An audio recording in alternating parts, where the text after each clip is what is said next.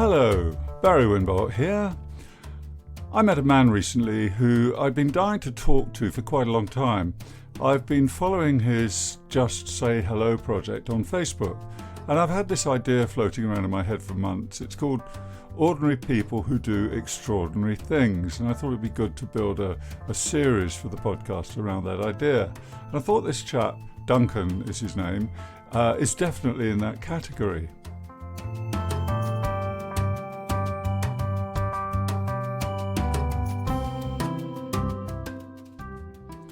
Now I've spoken to him, I realised that I was wrong. This is no ordinary person. In fact, he's an extraordinarily gifted communicator and an entertaining and all-round remarkable human being. He's one of those very rare people who have chosen to make his mission to encourage the rest of us to engage with one another. And he seems to be living his life entirely according to his beliefs. But that's all for now. I'll come back to Duncan and the incredible work he's doing in a later episode. This certainly isn't the last conversation I had with him. And in fact, what you're about to hear is a spontaneous recording made on his iPhone as we spoke. Listen now to how a former celebrity photographer spent a day with one of the most iconic figures in contemporary music, and judge for yourself. I'm really interested to know, how did you get... I know you've photographed lots of celebrities, but I think there was a particular story associated with Lionel Ritchie. Yeah. Okay, so how did I meet Lionel Ritchie? Well, basically, I went to meet a PR friend of mine in a cafe. And we're sitting in this cafe, and she turns up, and she's one of them girls, and she's got all blonde hair, bouncy blonde hair. She sort of looked after everybody and stuff. And I said, "You all right, Karen?" She said, "Oh no, I'm so stressed. You know, I've got this, I've got that, I've got TV, I've got I look after Woody." I said, "Well, God, you know, life's not too bad." She said, "Yes, but I've got Lionel Ritchie coming in." Next, she had Lionel Ritchie coming into London for a week, 10 days, on the Monday. This was on a Wednesday. And so I said, "Oh, well, that'd be good fun." She says, No, he was going to come in 3 weeks. They brought the tour forward. He can't go to Belgium or something or other. So he's coming on Monday. So, yeah, I'm a bit stressed. I said, "Oh, it'd be good fun, wouldn't it?" She says, "Yeah, but it's not, because the manager said he's got a day off, next week. And we've got to organise something for him." Got to entertain him. You got to entertain. Yeah. I said, "Well, we're in a Greasy Spoon Cafe. I bet he'd love to come here, have a nice fry up, meet some plumbers." And she goes, "Duncan, stop fucking about, you stupid idiot." She goes, "Yeah, there's this, Duncan, stupid." So anyway, and I said, "But hold on, if I could take him out for a whole day, I could take him for a Greasy Spoon breakfast and just photograph him, like fly on the wall, like they did in the 30s and 40s, and just try and capture the man behind the showbiz, do something off the wall." She goes, "Duncan, if you think Lionel Ritchie is actually going to let you take him out for a day, your pigs can fly." I said, "All right then." And then we just carried on chatting for another hour. And when she got up, I said, "Don't forget that thing about Lionel Ritchie. Speak to Barry, his manager." And she says, "Duncan, as if I'm going to bother that." So then she goes, right? And that was on a Wednesday. And on a Saturday night, my mobile went, right? And I was in a pub, had a couple of pints. There's a guy goes, "Is that Duncan Raban?" I said, "Yeah." "It's Barry Marshall here. I look after Lionel Ritchie." I said, "Oh," I thought it was a wind-up, right? He said, "Yeah, we've spoken to, Caroline mentioned this going to a Greasy Spoon Cafe idea. I've talked to Lionel, he loves the idea. So are you around Monday morning?" And I thought, anyway, then I thought, "Oh, crikey, yeah, a day with Lionel." He said, "Yeah, so if you could, so what you'd have to do is be at the hotel, it's at the Connaught on the river, at 7:30, he's always up early, 7:30 Monday, you've got the whole day with Lionel, just you, sort of." So then on the Sunday morning, I'm thinking, God, where shall I take him? So I'm driving around London trying to find Greasy Spoon cafes that might be quite near the hotel, you know what I mean? Yeah. Didn't really find anything. Then I went up this sort of row of terraced houses on Back Street in Fulham, and there's this cafe sitting there. It almost looks like it's going to collapse into the ground. Got net curtains, it's really grim looking. And I look through the window, it's shut, but I could see all this handwriting on the wall in felt in, chalk and stuff. Egg chips, beans, egg chip, beans. oh God, yeah, maybe I could bring Lionel Ritchie here. So it's about a mile from the hotel. Anyway, then the Monday morning, I turn up at the hotel. It's about 7 o'clock in the morning. I'm a bit nervous, you know. To go and knock on Lionel Ritchie's door, and I was still wondering if it's a wind-up, you know. But anyway, so there was nobody sort of chaperoning you. No. You weren't sort of taken by his agent. No. You just had to pitch up and do this. Basically. Unusual. Yeah, unusual, really. But trusting. Yeah. So I get in the lift and I go up to this suite and I knock on I stood out there for about 2 minutes, quite nervous. Is Lionel Ritchie behind that door? And I knocked on the door after about 2 minutes. And there's no answer, you know. So I'm wandering around this corridor. So someone's playing a prank. I'm always playing pranks on people. Someone's playing a wind up on me. And then I knocked on it again. Straight, the door opens. There's Lionel in a dressing gown. He goes, "Oh, you're Duncan, aren't you?" I said, "Yes." He said, "Come in." He said, "I'm just in bed, just getting up. I'm just reading the paper." You know, so he gets back in bed and he's reading the papers. Look, I've got a picture of it. Look. Yeah. Great. So here's a picture of Lionel Ritchie, naked torso, magazines and newspapers all over the bed. If I didn't know better, I think it was not possible to take a photo like this. And you took this photo as soon as you walked into the room. You met him and... Yeah, within about 5 minutes. He gets back in bed and I told him to take his dressing gown top off and then just, took those pictures. Anyway, but he was so friendly and... I don't know, I was just taking pictures, started taking pictures, and he was laughing because I often don't look through the viewfinder. I have a camera to the side, so your eyes are engaging with people, and it's all body eye contact, all that sort of psychology stuff, whatever.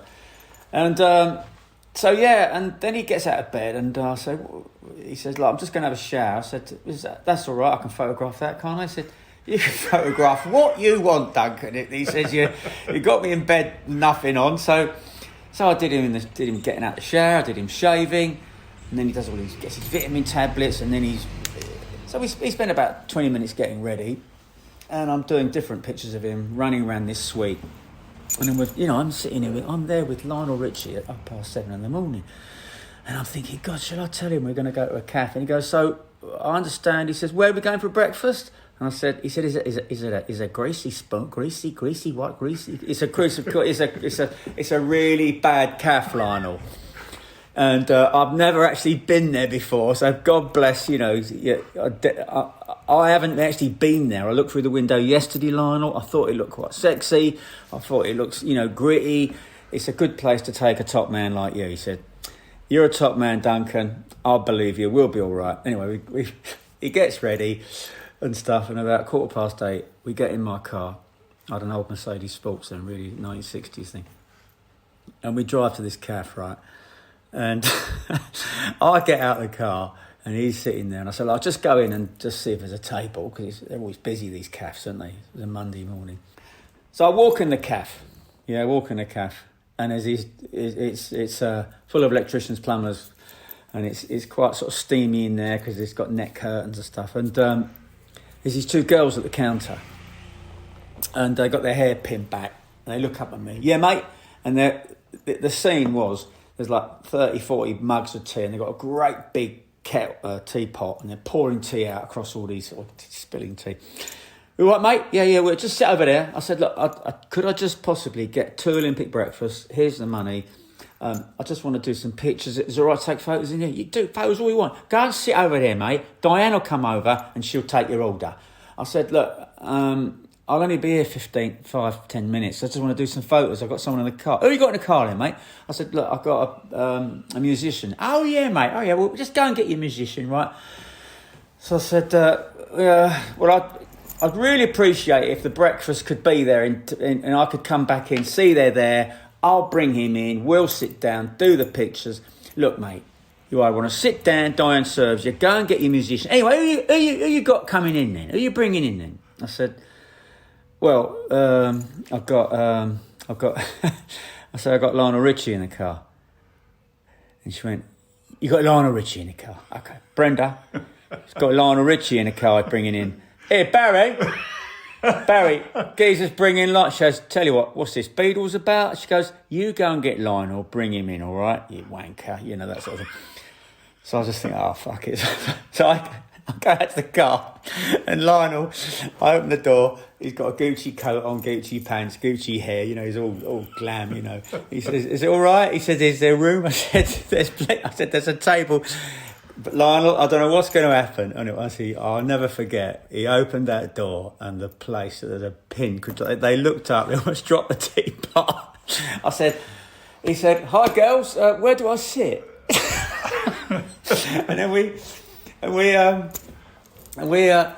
so we sat down, we got the breakfast, and then he starts chatting to some plumbers, and he's just a normal guy, you know, except he's Lionel Ritchie, isn't he? But there was a guy sitting about 3 tables away, an old boy, and he had a cap on, and he had a bowl of chips, and he was sucking them because he had no teeth, right? And I thought, oh, that'd be good. Lionel said, who's that over there? And I said, I don't know. He said, I'll go and talk to him. So I went over and just said hello. I said, oh, I like your cap. Do you like sucking chips? I said, yeah, I'll come here every morning, every chip. So I said something along the lines of, I said, look, I've got a musician over there. I'd just love to, if you could just have a chat. Oh, yeah, bring him over. I'll sit down here. Who's that then? I said, well, it's a chap called Lionel Ritchie. Lionel Ritchie was stuck on you. He said, oh, my wife. Yeah. And then next minute, they're both having a conversation, and I'm taking pictures all the time. Again, not camera. Yeah. And then we had the most. Then Lionel went behind the counter, made a bacon roll, and it was just all so sort of normal but surreal. And then we left there, and then I took Lionel on a bus, on the tube. We went all around London. We went for lunch, had a pie and mash, you know what I mean? And it was just the quirkiest day out. And then, you know, at the end of the day, and I was photographing all day, and at the end of the day, he said, you know, Duncan, that was a day like no other. I've had such a laugh. He says, do you want to stay in a hotel tonight? So I ended up staying in the suite, you know, with Lionel, telling me stories. Then we went out, and then he said, why don't you come with us to Berlin, you know, Tuesday? So then I'm on a plane to Berlin with Lionel and that, and then we ended up, you know, going out with Boris Becker, and we got a takeaway. You know what I mean? It just, but why I was telling you this story is that you can make things happen sometimes by doing it. Yeah. Don't be afraid to ask in life. So many people don't get to do all the things they want. They never ask, and don't be afraid of rejections. Like J.K. Rowling, Stephen King, they were always refused. You know, they put their books in. Yeah.